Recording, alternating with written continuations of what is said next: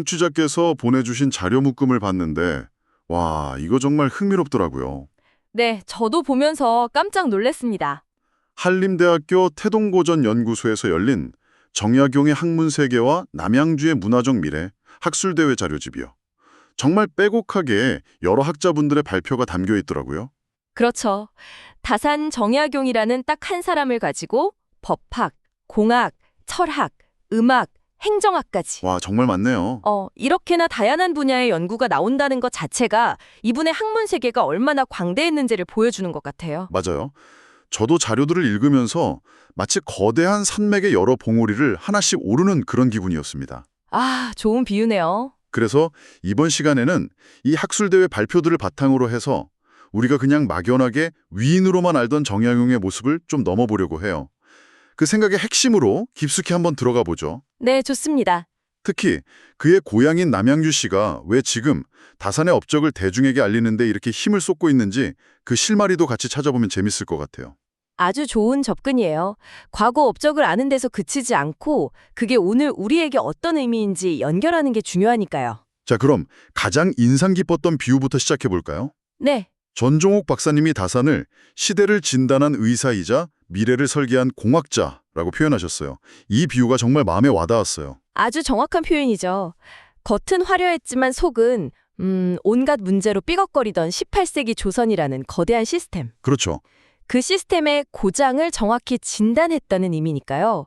하지만 다산이 정말 위대한 건 진단에서 멈추지 않았다는 점이에요. 아, 진단만 한 게 아니다. 네. 그는 구체적인 처방전과 설계도를 제시한 사람이었죠. 그 대표적인 설계도가 바로 수원 화성건설일 텐데요. 여기서 나온 거중기는 우리 모두 잘 알고 있잖아요. 그렇죠. 그런데 전종옥 박사님은 이걸 그냥 뛰어난 발명품이 아니라 따뜻한 기술이라고 부르시더라고요. 이게 어떤 의미일까요? 다산이 거중기를 왜 만들었을까? 그 동기를 생각해보면 이해가 쉬워요. 동기요? 네. 그는 수많은 인부들이 맨몸으로 그 무거운 돌을 옮기다 다치고 죽어가는 그 비효율적인 현실을 보고 분노했어요. 이건 단순한 연민이 아니었어요. 아, 연민이 아니다. 네. 시스템 설계자로서 어떻게 이렇게 비합리적일 수가 있나 하는 그런 분노였죠. 그래서 서양 과학서적인 기기도설의 원리를 우리 현실에 맞게 응용해서 거중기를 만든 겁니다. 이전 방식의 40분의 1 힘만으로 7톤이 넘는 돌을 들어 올렸다고 하니 네, 7톤이요. 와, 이건 단순히 공사 기간을 단축한 걸 넘어서는 의미가 있겠네요. 바로 그거예요. 전종옥 박사님의 표현을 빌리자면 39명의 땀과 눈물을 기술 하나로 대신해 준 거예요. 39명의 땀과 눈물. 기술의 혜택이 왕이나 권력자가 아니라 현장에서 고통받는 평범한 사람들에게 직접 돌아가게 설계한 것. 이게 바로 따뜻한 기술의 핵심인 거죠. 기술에 대한 관점 자체가 정말 남달랐군요. 이런 사람 중심의 사고방식은 행정 분야에서도 똑같이 나타났을 것 같은데요. 물론이죠. 홍해뜸 박사님의 발표가 바로 그 지점을 다루고 있어요. 다산이 곡산부사로 잠깐 일했을 때 일화인데요. 네. 당시 군포 문제 때문에 밀란을 일으킨 이계심이라는 인물이 있었어요. 밀란 주동자라면 보통은 즉시 잡아다 엄벌에 처하지 않나요? 하기 전에 그의 이야기를 먼저 들었어요. 그리고는 백성이 입을 닫기 때문에 관아가 어두워진다면서 오히려 그의 목소리에 귀를 기울였죠. 와, 문제의 원인이 못된 백성이 아니라 막힌 소통에 있다고 본 거예요. 이 경험이 훗날 지방 행정의 모든 것을 담은 명저, 목민심소의 철학적 바탕이 됩니다. 대단하네요. 문제의 현상만 보는 게 아니라 그 근원을 파고드는 접근 방식. 서세영 박사님이 발표하신 법의학 분야의 사례도 비슷한 맥락인 것 같아요. 곡산부 강도 살인 사건 이야기요. 맞아요. 흠음신서에 실린 사건이죠. 한 부부가 강도에게 살해당했는데 범인에 대한 소문만 무성하고 사건이 미궁에 빠진 상태였어요. 네네. 다산은 그냥 떠도는 소문을 흘려듣지 않고 직접 험한 산길을 100리, 그러니까 약 40km를 걸어가서 현장을 조사했어요. 40km요? 요즘 시대에도 힘든 길인데 당시엔 정말 대단한 집념이네요. 그렇죠. 그는 시신이 발견된 장소, 주변 지형, 피해자의 상처 같은 걸 꼼꼼히 살피고 증거를 모아서 결국 진범을 밝혀냈어요. 와, 억울한 죽음이 없게 하라는 그의 신념이 과학적이고 합리적인 증거 수집으로 이어진 거죠. 그러네요. 거중기, 이계심 사건, 그리고 이 살인 사건까지 이 세 가지 사례는 전부 하나의 정신을 보여주는 것 같아요. 어떤 정신이죠? 고통받는 사람들의 현실에 깊이 공감하고 동원할 수 있는 모든 지식을 활용해서 구체적인 해결책을 만들어내는 다산의 그 문제 해결 방식이요. 정확합니다. 이렇게 실용적인 면모들을 보니까 정말 대단한 현실 문제 해결사라는 생각이 드는데요. 그런데 자료들을 더 깊이 파고들수록 그의 지적 세계는 이런 현실 문제 해결을 넘어 훨씬 더 근본적인 질문을 향하고 있었다는 점이 놀라웠어요. 바로 그게 다산을 그저 훌륭한 관리 정도로만 볼 수 없는 이유예요. 그는 당대의 지식체계 자체를 뿌리부터 다시 생각하고 재구성하려 했던 지적 혁명가였습니다. 지적 혁명가. 네, 오래된 지혜를 완전히 새로운 관점으로 꿰뚫어 본 거죠. 사실 저도 학술대회 목차에서 음악 이론 부분을 봤을 땐 좀 의아했어요. 아, 그러셨군요. 성을 쌓고 사건을 해결하던 실용적인 학자가 웬 음악. 하고요. 그런데 조종은 박사님의 발표를 보니 다산에게 음악은 전혀 다른 차원의 이야기더라고요. 그렇죠. 다산의 음악 이론서인 악서고존을 보면 그에게 음악은 단순한 즐거움이나 예술이 아니었어요. 그럼 뭐였을까요? 자연의 원리, 즉 음향의 조화가 소리로 구현된 것이라고 봤죠. 그래서 제대로 된 음악, 조화로운 음악은 사람의 마음을 안정시키고 사회를 건강하게 하고 나아가 국가의 기강을 바로 세우는 데까지 영향을 미친다고 믿었던 거군요. 맞습니다. 음악을 거의 사회 시스템을 유지하는 중요한 도구, 일종의 사회공학처럼 생각했다는 거죠. 와, 정말 적절한 표현이네요. 사회공학이라. 예, 즉 예법에 대한 그의 생각도 똑같았을 것 같은데요. 정확합니다. 이병유 박사님의 발표에 따르면 다산에게 예법은 고리타분하고 낡은 형식이 아니었어요. 사회를 운용하는 핵심적인 법이자 시스템 그 자체였죠. 얘가 시스템이라는 건 구체적으로 어떤 의미인가요? 그냥 뭐 제사 잘 지내고 어른께 인사 잘하는 그런 걸 넘어서는 건가요? 규범을 만들고 최종적으로는 국가 전체의 경영 시스템을 설계한 경세유표에 이르기까지. 모든 걸 예라는 틀로 구상했군요. 그렇죠. 가령 관리를 임명하는 절차나 세금을 걷는 방식 같은 국가 행정 절차 하나하나를 합리적이고 공정한 예법으로 설계해서 시스템의 부패나 비효율을 막으려고 한 거예요. 개인의 삶에서 국가 시스템까지 모든 것을 관통하는 일관된 원리를 만들려고 했던 거군요. 정말 스케일이 다르네요. 네. 그런데 이 모든 걸 뛰어넘는 가장 파격적인 부분은 역시 주역에 대한 해석이었어요. 황경기 박사님 발표를 보면 다산이 주역의 괴를 글자가 아니라 살아 움직이는 이미지의 세계로 파악했다고요. 맞습니다. 거의 오늘날의 가상현실 같다는 비유를 쓰셨는데 이게 무슨 뜻인가요? 정말 마인드 밴딩, 정신이 아득해지는 통찰이죠.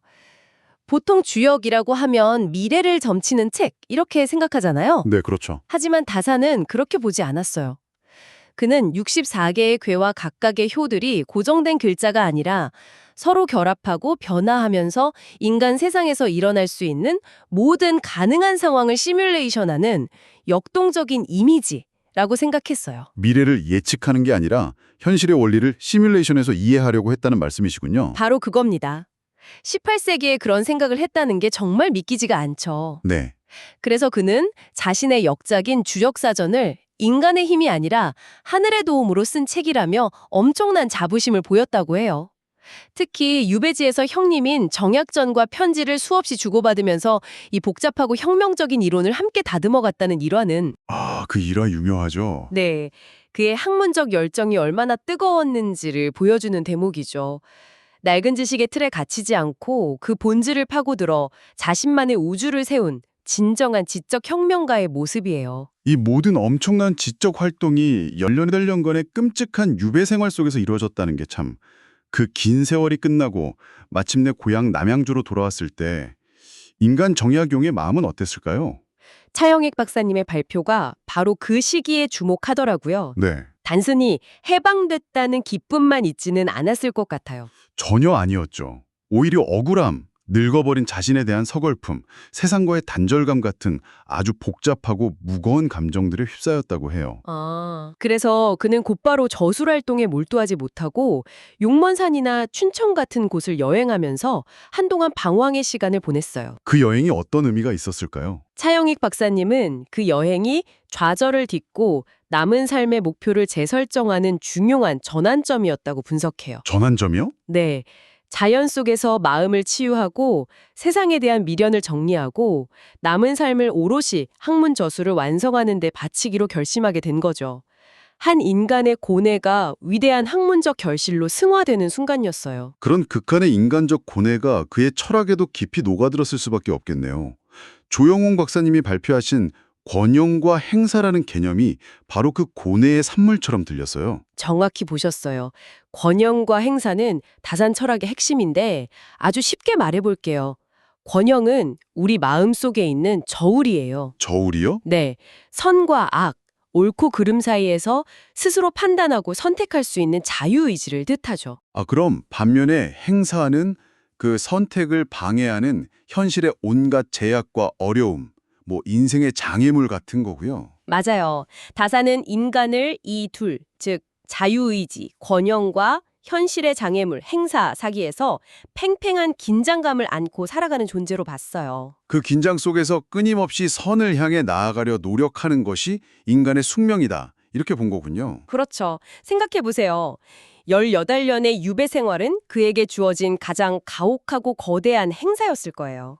그는 그 속에서 인간의 자유의지인 권영을 더욱 치열하게 붙들고 고민했던 거죠. 그 고민이 개인의 윤리 문제를 넘어서 사회구조의 문제로까지 이어진 것 같아요. 백광열 박사님의 발표를 보면 다산이 귀천, 즉 신분제 문제에 대해서도 깊이 고민한 흔적이 보이더라고요. 네, 그는 능력과 덕에 따라 대우받는 사회를 꿈꿨지만 동시에 현실에 존재하는 신분 질서를 완전히 무시할 수도 없었어요.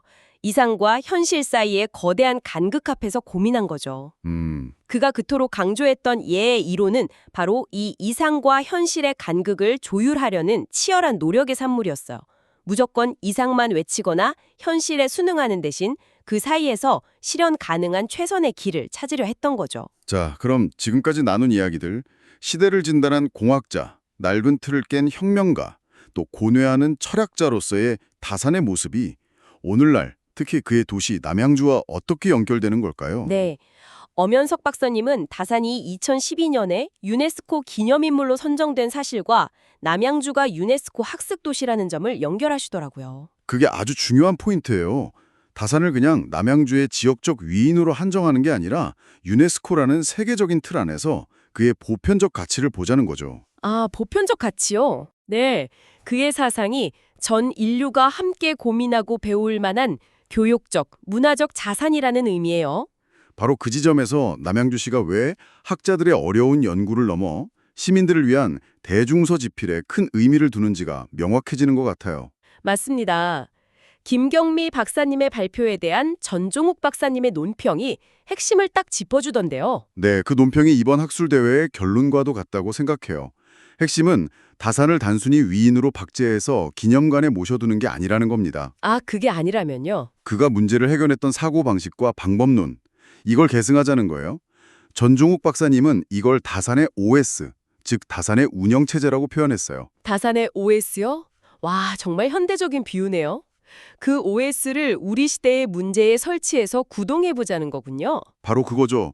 예를 들어 다산은 당시에 구할 수 있었던 최고의 데이터, 그러니까 중국의 고전부터 서양의 과학기술 서적까지 모든 정보를 모으고 비판적으로 검토해서 실용적인 대안을 만들었어요. 네. 이 방법론을 오늘날에 적용해보자는 제안이 나와요. 가령 오늘날의 빅데이터 편향성이나 알고리즘의 윤리 문제 같은 복잡한 이슈들을 다산의 OS를 통해 분석하고 인간 중심의 해결책을 찾는 거죠. 현대판 실학 컨텐츠를 기획하자는 거네요. 맞습니다. 와, 정말 흥미로운데요. 다산이 남긴 답을 암기하는 게 아니라 다산처럼 질문하는 법과 해결책을 찾는 과정을 배우고 체득하자는 것. 남양주시가 하려는 일이 단순히 도시 브랜딩을 넘어 시민들의 사고방식을 업그레이드하려는 거대한 교육 프로젝트처럼 느껴지네요. 맞아요. 그런 점에서 굉장히 의미 있고 미래지향적인 시도라고 볼 수 있죠. 오늘 우리는 학술대회 자료집이라는 창을 통해 정약용이라는 거대한 세계를 탐험해봤네요.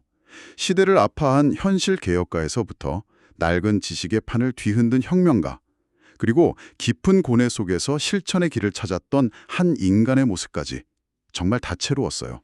그의 유산은 박물관에 전시된 거중기 모형이나 도서관 서고에 꽂힌 500여 권의 책 속에만 머물러 있지 않은 것 같아요.